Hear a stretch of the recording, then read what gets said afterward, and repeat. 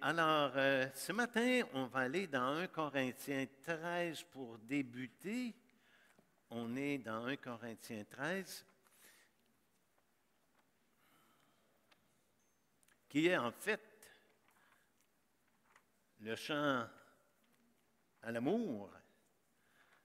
Et comme on l'a vu la semaine dernière, ce n'est pas un accident si l'apôtre Paul a écrit ces versets dans le chapitre 13 compte tenu de la vie de l'Église à Corinthe, l'Église qui avait tristement beaucoup de problèmes, et Paul leur a montré une voie plus excellente, comme il a dit au chapitre 12 et au verset 31, « Je vais encore vous montrer une voie plus excellente ». Et puis, il va leur dire, la charité est patiente, c'est ce qu'on a vu la semaine dernière. Et cette semaine, on va considérer que l'amour, ou si dans votre Bible, c'est peut-être la charité, eh bien, elle est pleine de bonté, que la charité est pleine de bonté. Je vous dis en passant que le mot qui est employé ici dans la langue originale, dans le grec, pleine de bonté, est utilisé uniquement ici, mais le principe se retrouve ailleurs dans l'Écriture. Et c'est bon de savoir c'est quoi avoir de la bonté, c'est quoi être plein de bonté. Et pour en arriver là, eh bien, on voit d'autres passages qui ont fait allusion à cela. Dans Galates, au chapitre 5 et au verset 22 et 23, l'apôtre Paul a écrit, et je lis, « Mais le fruit de l'esprit ». Et là, c'est intéressant, si vous n'aviez pas remarqué, peut-être que vous l'aviez remarqué, il va dire « le fruit de l'esprit » et non pas « les fruits de l'esprit ». Pendant longtemps, au début de ma vie chrétienne, je lisais ça, mais les fruits de l'esprit. Pourquoi? Parce que je voyais plusieurs éléments mentionnés tout de suite après, puis on aurait dit que dans ma tête, ça ne pouvait pas être là, ça devait être les. Mais c'est le fruit de l'esprit. Ça veut dire que c'est la façon dont l'Esprit de Dieu agit en nous. C'est la façon dont l'Esprit de Dieu prend contrôle de nos vies. Il dit ici le fruit de l'esprit, c'est l'amour. Oh, on avait ça tantôt dans 1 Corinthiens 13. Mais le fruit de l'esprit, c'est l'amour, la joie, la paix, la patience. On a vu ça la semaine dernière. Et tout de suite après, il dit la bonté, la bénignité, la fidélité, la douceur, la tempérance. Et il rajoute, la loi n'est pas contre ces choses. Et ici, il fait mention que ça fait partie du fruit de l'esprit. Ce qui veut dire que si j'ai l'Esprit de Dieu, cette semence-là a déjà été déposée dans mon cœur. Alors, l'Esprit de Dieu fait ce travail-là dans ma vie. Ce n'est pas quelque chose qui est une option, puis je prends ce qui fait mon affaire, puis je laisse le reste là. C'est là, en entier. C'est ce qu'on appelle en anglais un package deal. Hein? On achète des objets à un moment donné, puis il y a plein de choses qui viennent avec. Des fois, il y a des choses qu'on pense inutiles, puis il y a des choses qu'on trouve utiles, mais tout vient ensemble. On prend ce qui fait notre affaire. Si vous achetez un véhicule puis qu'ils disent qu'il y a un package deal, bien, il y a peut-être des sièges plus confortables, mais il y a peut-être d'autres choses dedans. Par exemple, si vous ne faites pas confiance au régulateur de vitesse, ce qu'on appelle peut-être en français le cruise control, si vous ne faites pas confiance à ça, vous ne vous en servirez pas. Mais c'est là, c'est dans votre voiture, les vitres électriques, les portes électriques et tout ce que vous voudrez, c'est tout mis ensemble, puis vous payez pour tout ça ensemble, puis ça coûte moins cher parce que c'est tout ensemble. C'est on appellerait ça chez les restaurateurs, un combo. OK? Alors, le combo, dans le fruit de l'esprit, c'est l'amour, la joie, la paix, la patience, la bonté, la bénignité, la fidélité, la douceur, la tempérance. Puis il dit, la loi n'est pas contre ces choses-là. Dans Éphésiens, et là, vous pouvez y tourner, dans Éphésiens 4, on va passer plus de temps dans cet épître et vous allez comprendre pourquoi. Parce qu'à la fin du chapitre 4, il y a vraiment ce qu'on veut toucher ce matin. Éphésiens 4, je vais lire du verset 17 jusqu'au chapitre 5, verset 2, parce que c'est un tout. Comme je vous ai déjà dit, ce n'est pas l'apôtre Paul qui a écrit un jour, là, il a écrit, bon, à ce soir, je fais le chapitre 4 de l'Épître aux Éphésiens. Alors, il s'est assis, puis il a fait le chapitre 4, puis il a dit, bon, ben je continuerai une autre fois. Puis là, une autre fois, il a dit, bon, ben je vais commencer le 5. Ah oui, j'avais fini avec ça, je pourrais peut-être ajouter ces détails-là. C'est l'homme qui a divisé ces chapitres-là et il semble avoir eu un consensus entre les gens qui nous ont savamment donné nos Bibles et ça nous permet, à nous qui sommes chrétiens aujourd'hui, de pouvoir mieux se retrouver alors qu'on fait notre lecture. Par exemple, s'il n'y avait pas ces versets et ces chapitres, ce matin, j'aurais dû vous dire peut-être à la page une telle. Tandis que là, je peux vous dire au chapitre 4, on va commencer à lire au verset 17. Alors, moi, je lis à partir de la Louis II 1910. Voici donc ce que je dis et ce que je déclare dans le Seigneur, c'est que vous ne devez plus marcher comme les païens qui marchent selon la vanité de leurs pensées. Curieusement, ici, l'apôtre Paul écrit aux Éphésiens. Et ces chers Éphésiens à qui il écrit, ils sont comme nous à Victoriaville, des païens. On est, selon les termes bibliques, des païens. Il y a les Juifs et il y a les païens. Il y a certaines versions qui ont utilisé un mot peut-être un petit peu plus facile à accepter, les gentils. Moi, j'aime mieux me faire appeler un gentil qu'un païen. Parce que dans ma tête, quand j'ai lu pour la première fois dans ma Bible les païens, j'avais une petite réticence.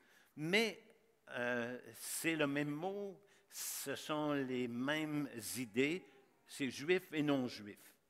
Mais il dit à ces non-juifs, c'est que vous ne devez plus marcher comme les païens, comme ceux qui autour de vous vivent sans foi ni loi, vivent comme si Dieu n'existait pas, vivent avec leur propre conception de Dieu, puis moi, si ça ne fait pas son affaire, moi, ça ne me dérange pas, moi, je vais continuer de vivre de même.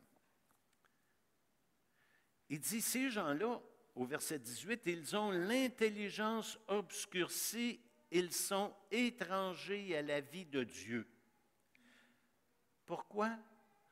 À cause de l'ignorance qui est en eux. Quand les gens ont crucifié Jésus sur la croix, il y avait des Juifs, il y avait des Romains. On sait que c'est les Juifs qui avaient incité les Romains à condamner Jésus. Jésus a dit, pardonne-leur. Ils ne savent pas ce qu'ils font. Ils ne savent pas ce qu'ils font. Pas savoir ce qu'on fait, ça ne fait pas partie de l'ignorance. Oui. Alors, il nous dit ici, à cause de l'ignorance qui est en eux, mais il y a aussi un autre point, l'endurcissement de leur cœur. Quand est-ce qu'on a entendu pour la première fois cette expression-là, l'endurcissement du cœur? Il y avait un roi en Égypte qui endurcissait son cœur à chaque fois que Moïse faisait un prodige.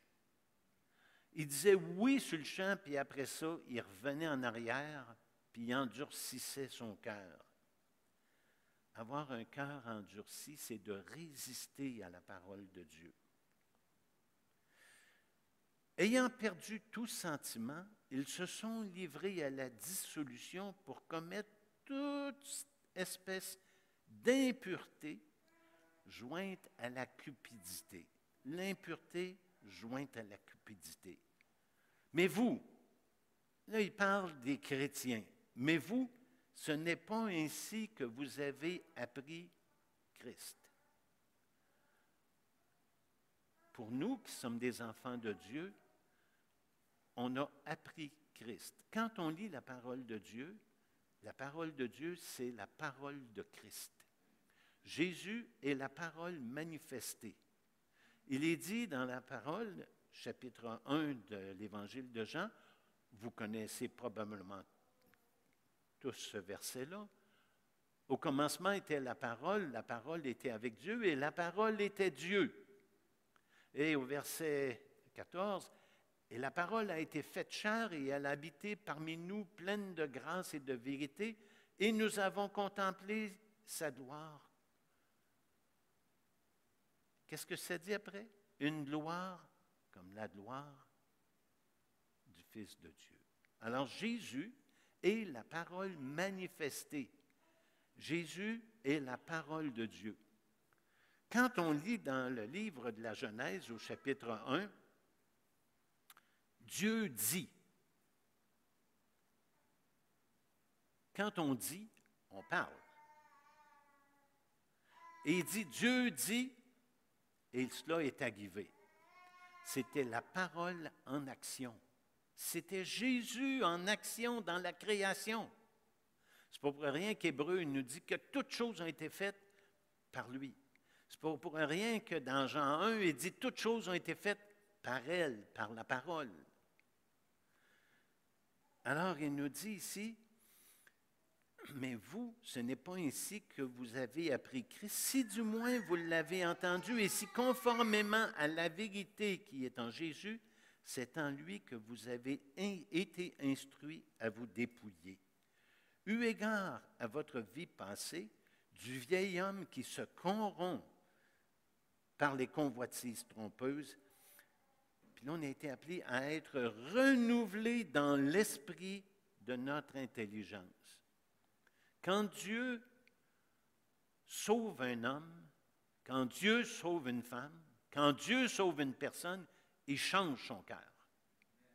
Si quelqu'un est en Christ, il est une nouvelle créature.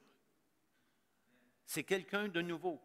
Ses pensées sont changées, sa vie, son comportement va changer. Il va voir les choses selon Dieu, avec les yeux de Dieu. Et à revêtir l'homme nouveau créé selon Dieu dans une justice et une sainteté que produit la vérité. Une justice et une sainteté que produit la vérité. Dans sa prière sacerdotale, Jésus dit à son Père, « Sanctifie-les par ta vérité. Ta parole est la vérité. » La transformation du chrétien se fait par la lecture de la parole de Dieu.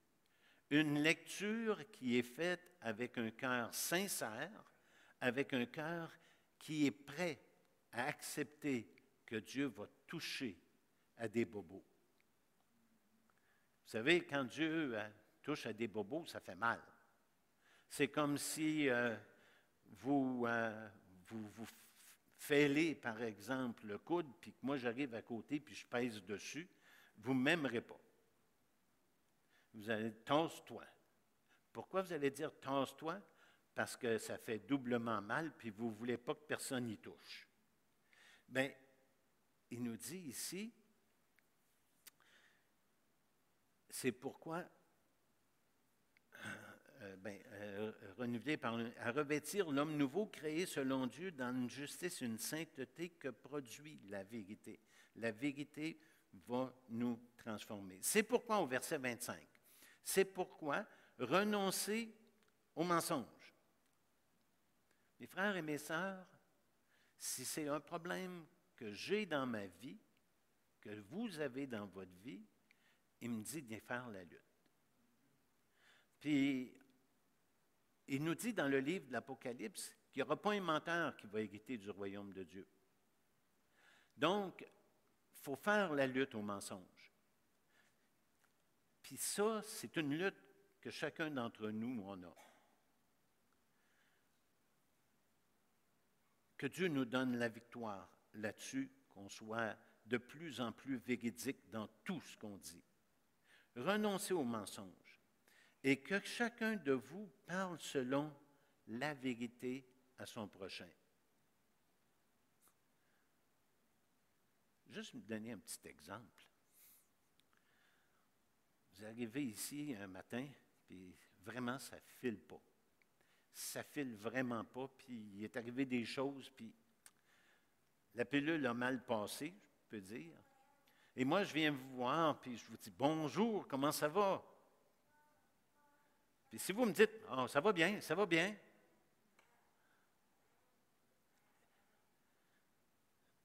Je ne dis pas d'exposer à toute l'Assemblée vos problèmes. Mais j'ai déjà eu des gens qui m'ont dit « Ça pourrait aller mieux. » Mais d'un autre côté, il ne faut pas faire par exprès pour se mettre la baboune, faire la baboune. Vous savez c'est quoi faire la baboune? Il ne faut pas faire par exprès pour faire la baboune.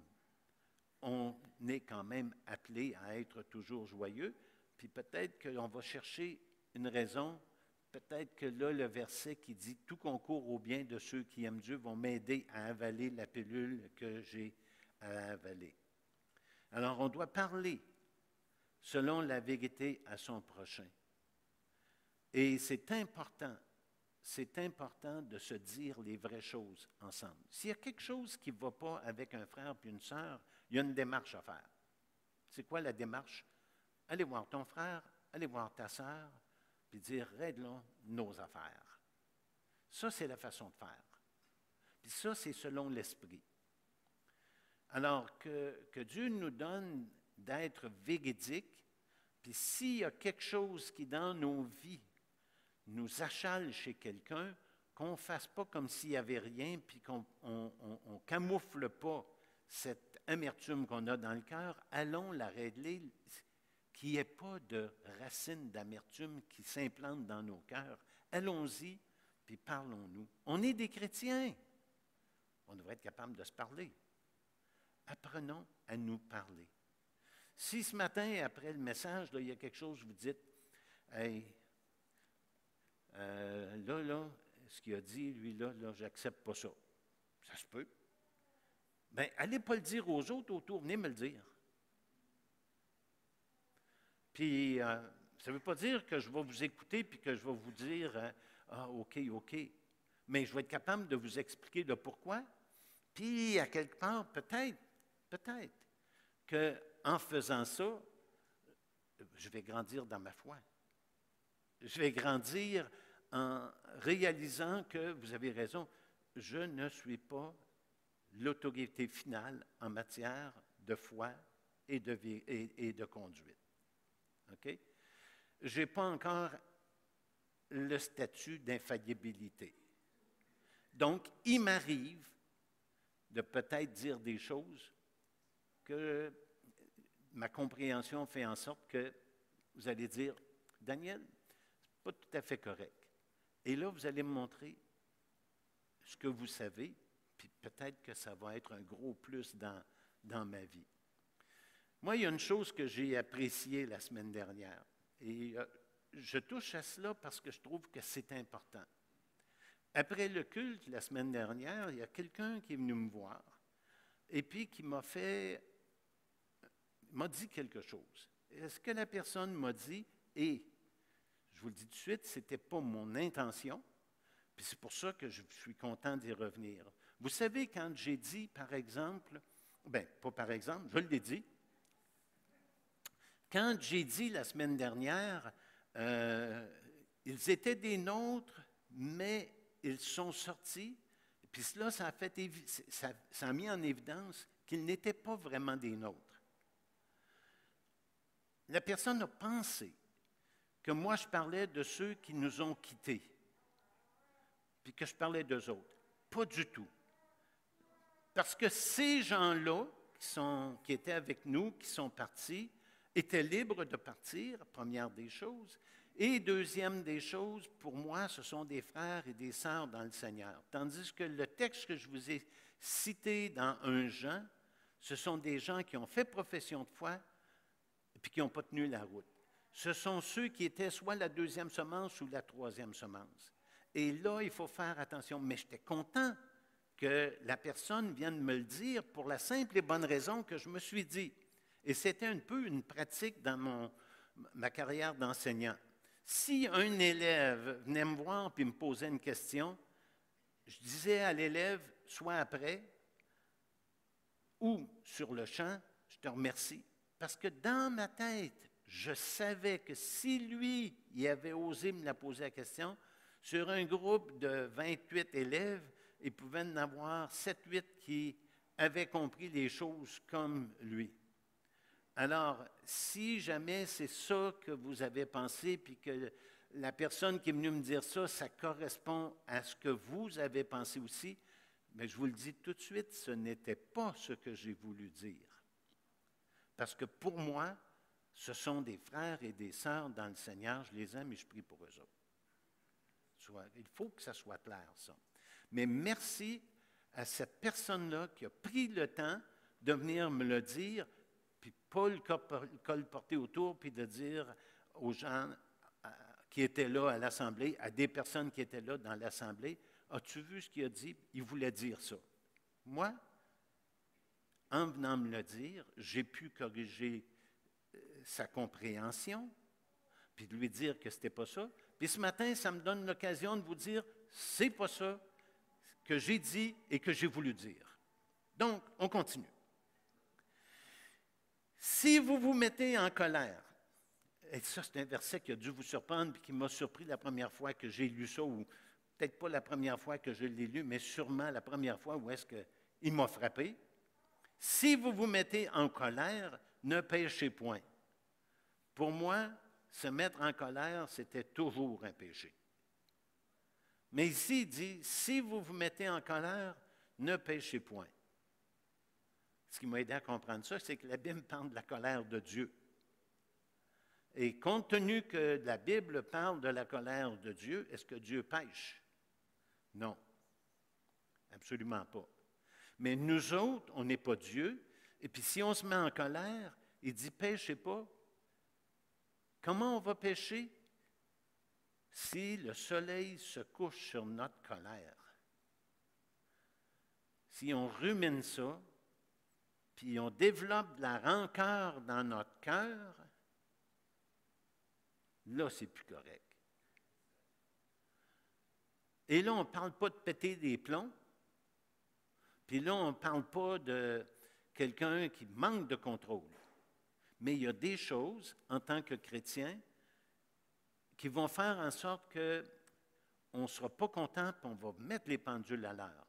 Et surtout, avec certaines choses qui vont se faire dans le monde, mais ça peut arriver aussi avec des frères et des sœurs. Réglons ça le plus rapidement possible. Parce que si on ne règle pas ça, il nous dit au verset 27 que ça va donner accès au diable. Et ça, il ne faut pas faire ça, parce que ça, c'est dangereux. Le diable, il attend juste ça pour semer ce qu'on a vu la semaine dernière, la zizanie dans l'Église, l'ivraie dans l'Église. Que celui qui dérobait ne dérobe plus. Je pense que avant d'être sauvé, on a tous, à quelque part, piqué des choses. Si vous n'avez jamais piqué, bien, gloire à Dieu, parce que c'est vraiment pas correct. D'ailleurs, c'était écrit à un moment donné dans une publicité, « Piquer, c'est voler ». Mais je dois confesser que ça m'est arrivé. Puis, quand Dieu m'a sauvé, j'en ai eu des remords. Puis je voulais corriger mon tir. J'étais peut-être un peu comme Zachée quand Zachée a été sauvé. Qu'est-ce que Zachée a dit? au Seigneur Jésus, je vais y remettre pas mal plus si j'ai volé quelqu'un. Alors, on voit qu'il y avait un cœur transformé. Le salut était rentré dans sa maison. Et c'est une des choses qui devrait disparaître. Mais plutôt qu'il travaille en faisant de ses mains ce qui est bien pour avoir de quoi donner à celui qui est dans le besoin.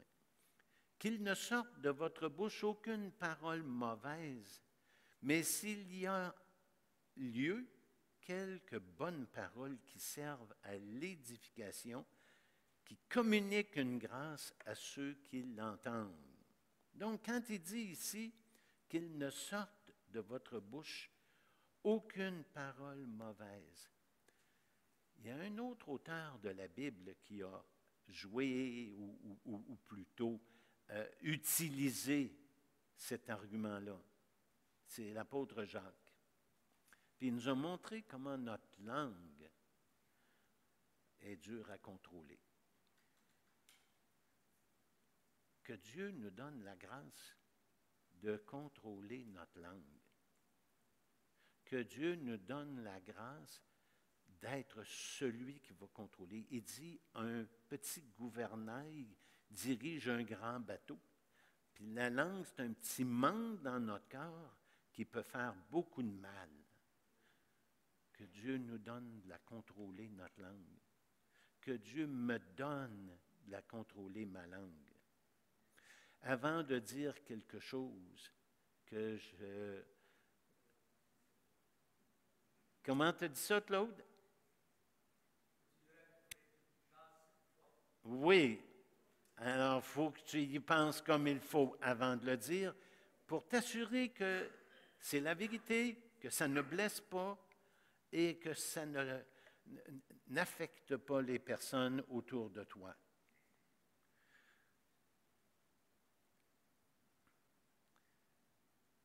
Et là, il ajoute, n'attristez pas le Saint-Esprit de Dieu par lequel vous avez été scellés pour le jour de la rédemption. N'attristez pas le Saint-Esprit.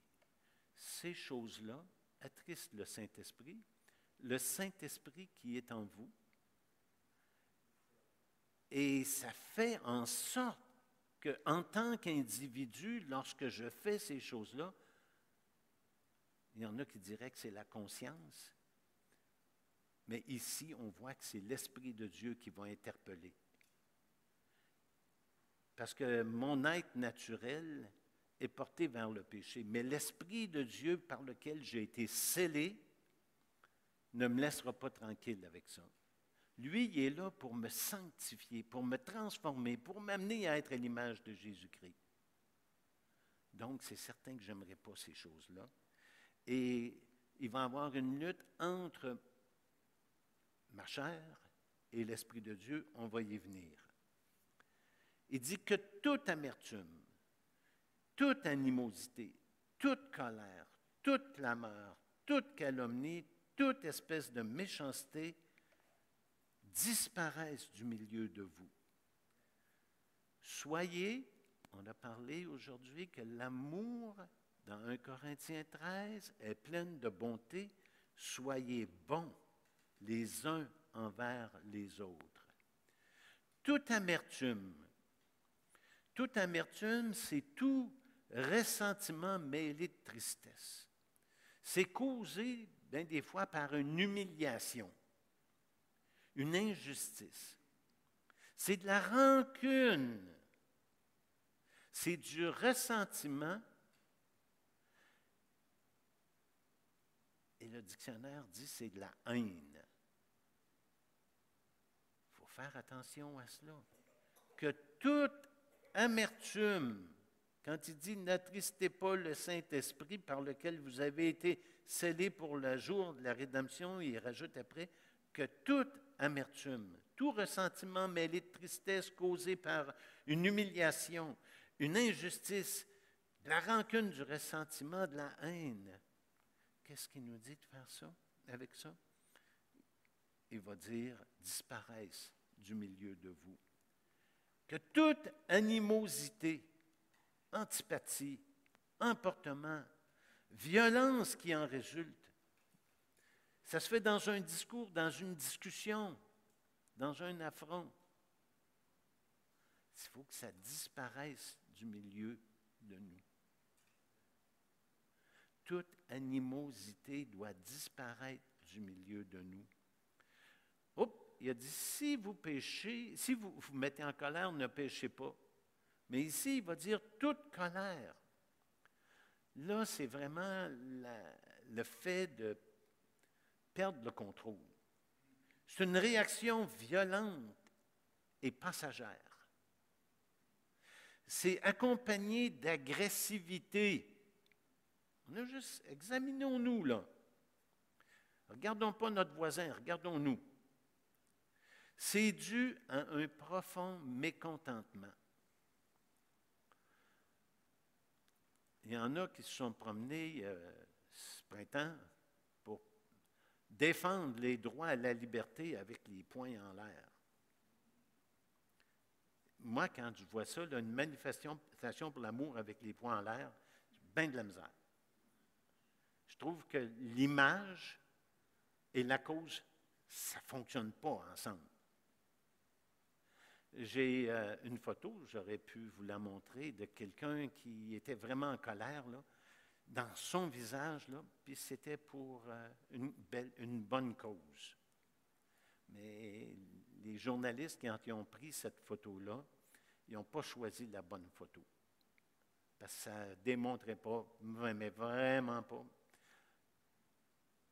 que la cause était bonne. Que toute clameur, ensemble de cris confus, tumultueux, vacarme, tumulte, brouhaha, grand bruit, tapage, cacophonie. Avez-vous un exemple de la Bible de cela? Il y avait un homme qui faisait des temples, des petits temples pour la grande déesse Diane. Et à un moment donné, il a monté la foule, puis il a dit, lui, là, si on ne le fait pas sortir d'ici, il est en train de ruiner notre industrie. Et là, la Bible nous dit que là, la foule est venue. Les gens ne savaient même pas pourquoi ils criaient, mais ils criaient. Puis il a fallu qu'ils soient arrêtés par quelqu'un de responsable qui a dit, écoutez, on pourrait avoir des problèmes avec ce qui vient de se passer. Mais les gens criaient. Jésus s'est promené dans les rues de Jérusalem, dans les différentes villes de la Palestine. Il a fait beaucoup de guérisons, il a vraiment fait des choses extraordinaires. Et à un moment donné, la foule a dit, « Crucifie-le, crucifie-le, crucifie-le » Des clameurs. En tant que chrétien, on n'embarque pas là-dedans. Il ne faut pas embarquer là-dedans. Qu'il ne soit pas même mentionné parmi vous.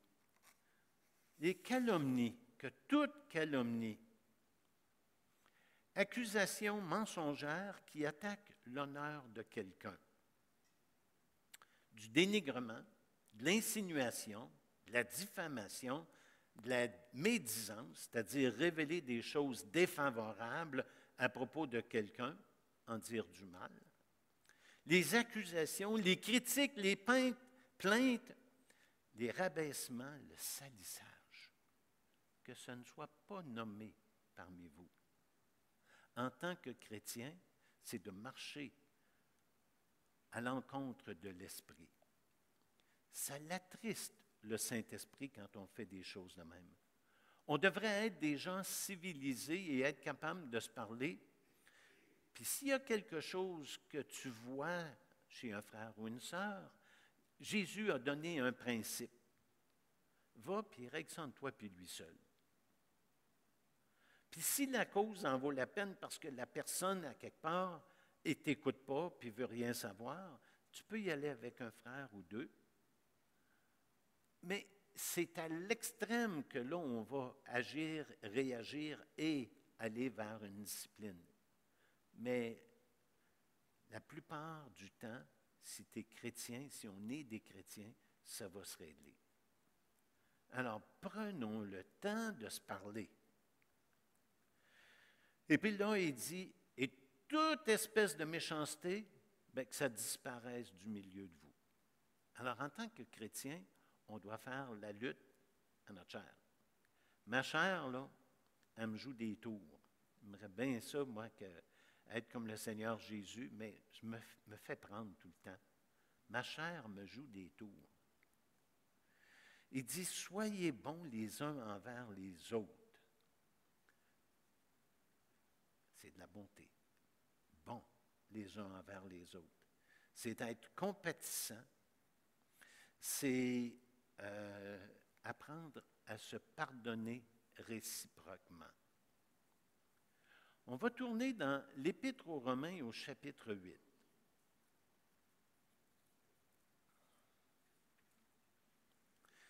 Si vous avez une Louis II 1910 comme moi, vous savez, Louis II, il a fait un très beau travail.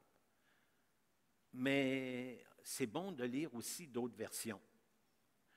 J'ai vérifié dans différentes versions parce qu'il y avait une chose dans Romains 8 qui me tiquait.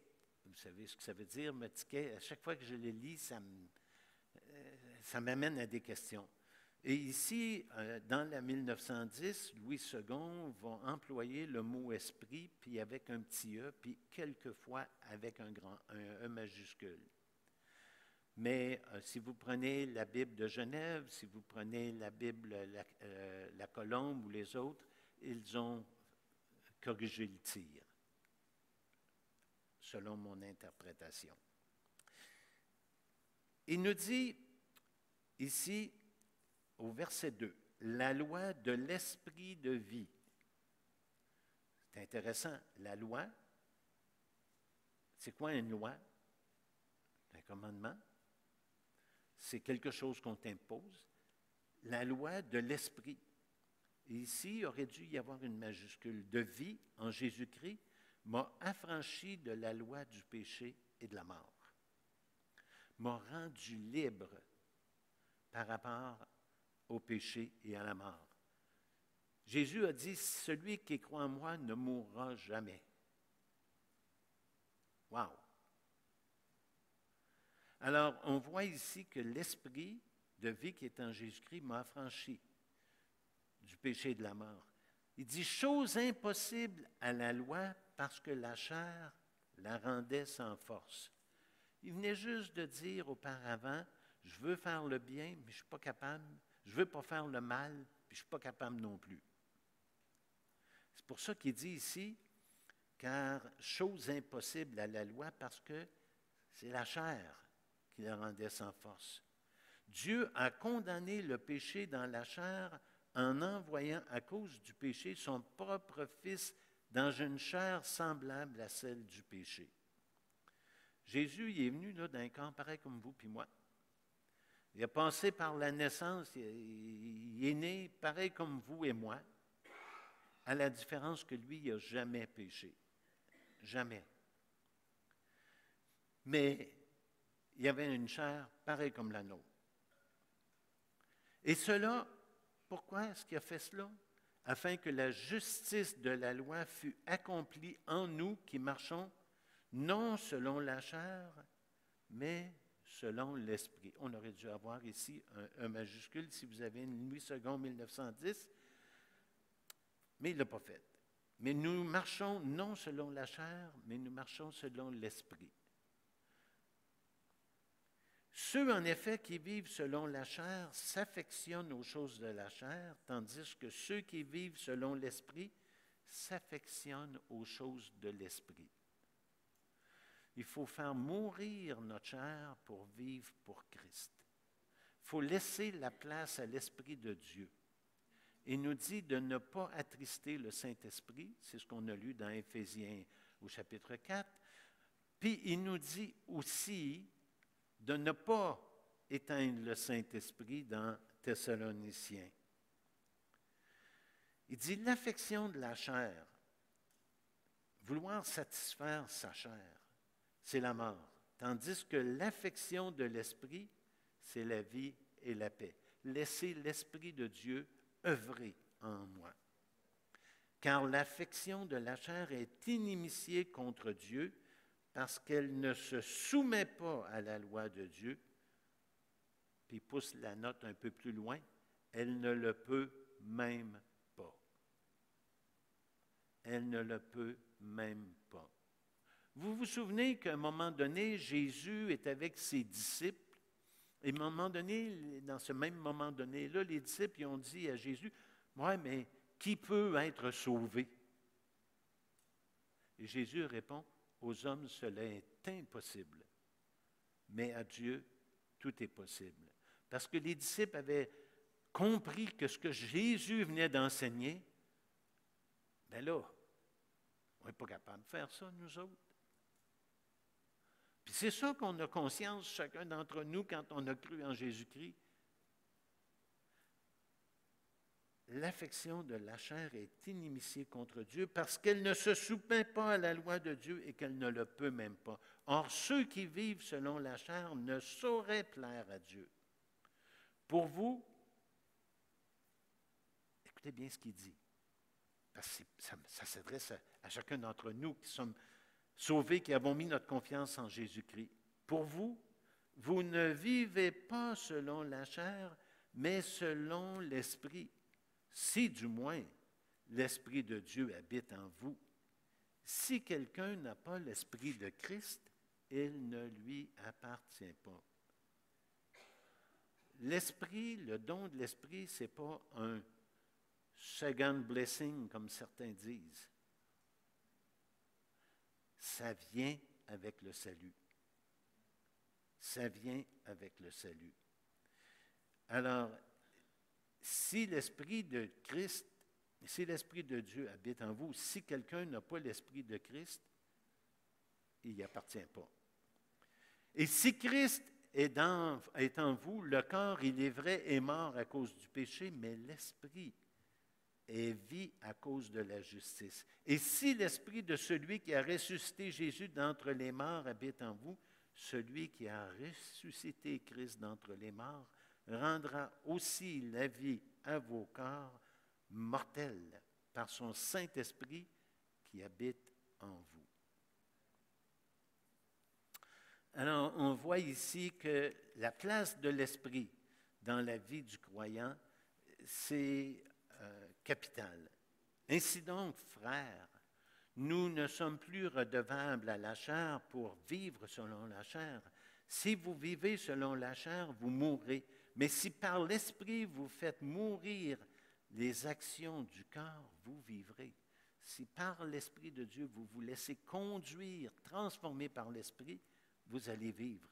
Car tous ceux qui sont conduits par l'Esprit de Dieu sont fils de Dieu.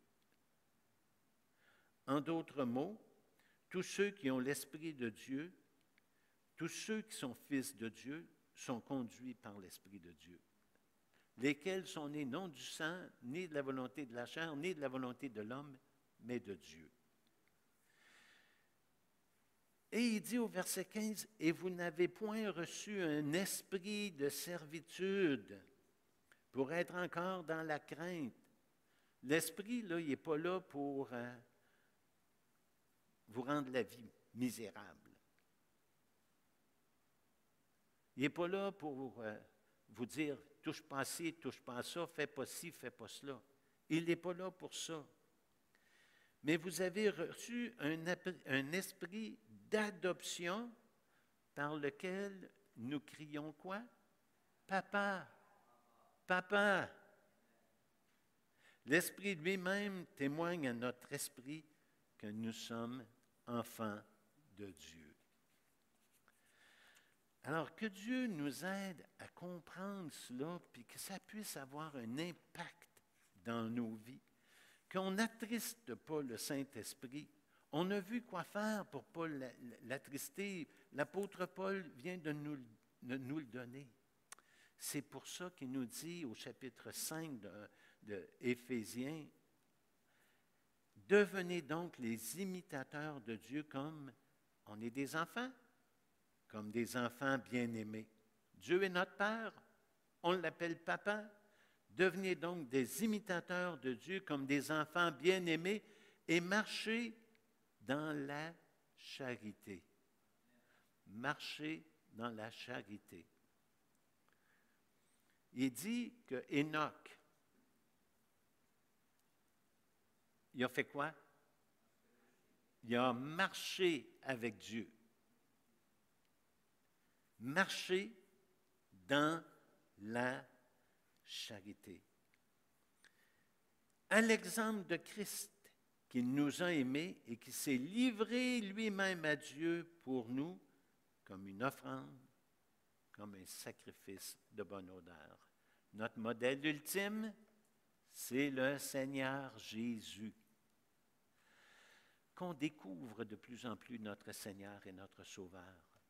Si ce matin, vous n'avez pas mis encore votre confiance en Jésus, il y a plein de promesses pour vous dans la Bible. Et il y a la promesse que si, peut-être que vous vous dites, je vais essayer de me transformer, je vais essayer de me changer. Mais on a lu dans Romains, hein, impossible. Moi, je ne l'ai pas réussi, puis je ne réussis pas encore. Je travaille à cela, je cherche la sanctification, mais j'ai encore des luttes et du chemin à faire. Fait que, faites-vous-en pas avec ça. Dieu veut venir dans votre vie, si vous n'avez pas mis votre confiance en Jésus-Christ, il veut venir dans votre vie, puis lui, il va le faire, le ménage. Lui, il a le spick and span céleste. Savez-vous c'est quoi le spick and span céleste? Le sang de Jésus, son Fils, nous purifie de tout péché. Il n'y a pas une tâche qui résiste à ça. Et il va vous transformer. Puis il va vous amener à avoir cette joie, cette paix qui est en Christ. Vous allez vous en aller en criant « Alléluia ».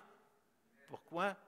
Parce que vous allez expérimenter ce que le pèlerin, dans le voyage du pèlerin, si vous n'êtes pas sauvé encore ou si vous n'avez pas mis votre confiance en Jésus, peut-être que vous ne savez pas ça, là, mais le voyage du pèlerin, c'est l'histoire d'un homme qui a traîné un gros fardeau pendant une grande partie de sa vie, puis essayait de rentrer au ciel, mais ça ne passait pas dans la porte. Il a fallu que le fardeau tombe. Et quand Jésus vient dans ta vie, il détache ce fardeau qui est attaché à toi. Et là, tu es libéré. Là, tu es soulagé. Mais surtout, tu reçois le Saint-Esprit qui t'aide à vivre la vie que Dieu avait en réserve pour toi. Venez à lui, vous tous qui êtes fatigués et chargés, a dit Jésus, et je vous donnerai le repos. Prenez sur vous mon joug et recevez mes instructions, car je suis doux et humble de cœur et vous trouverez le repos pour vos âmes. Pour moi qui suis chrétien, je dois encore me rappeler tout cela. Et qu'est-ce qu'il faut que je délaisse? Paul il me l'a dit dans Éphésiens, le péché. Il ne faut pas que j'attriste le Saint-Esprit. Sinon, c'est comme si je me remettais des poids sur les épaules. Que Dieu m'aide à faire ce qui est agréable à lui. Que Dieu me donne dans sa grâce de me laisser guider par le Saint-Esprit. Que je sois un homme spirituel.